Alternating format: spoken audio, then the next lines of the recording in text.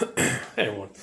All right, so moving further into ISO 9001 2015 Clause 9, 9.1.2 Customer Satisfaction. So we've already talked about that in previous videos. It's been in previous clauses, but there has to be now a check on that process, that system. So depending on the business, what you do, the size, you'll have some kind of system to collect feedback from your customer and or client. Now, oftentimes it is a survey type of system. Again, it varies, depends on what you're doing, how large of a company you are.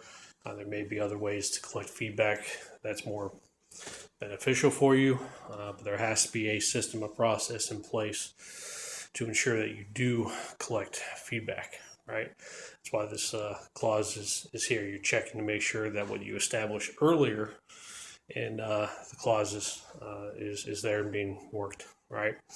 So you want to be able to hear from your customer, right? So if they're responding to you, you need to be responding back.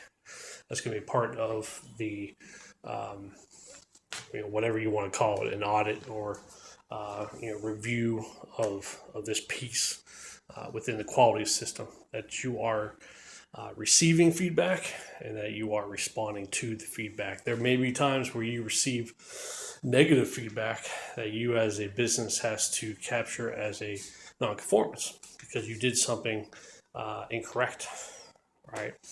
So there may be times you have to write up a nonconformance report against a customer feedback that you receive. So keep that in mind as well. Again, not everything we get from our customer and client is positive, right?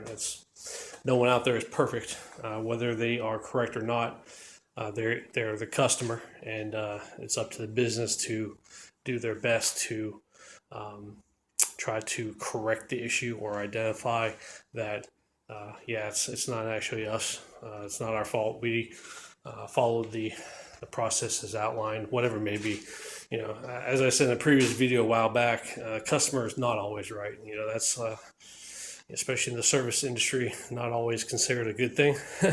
And I'm sure there's plenty of people out there who would disagree with me. But at least in my world, the customer is not always right, and we have documented information to show that. So we have to go to our client to show that, and then we get that all straight down, right? But it's just important that you have this and you're monitoring it, all right?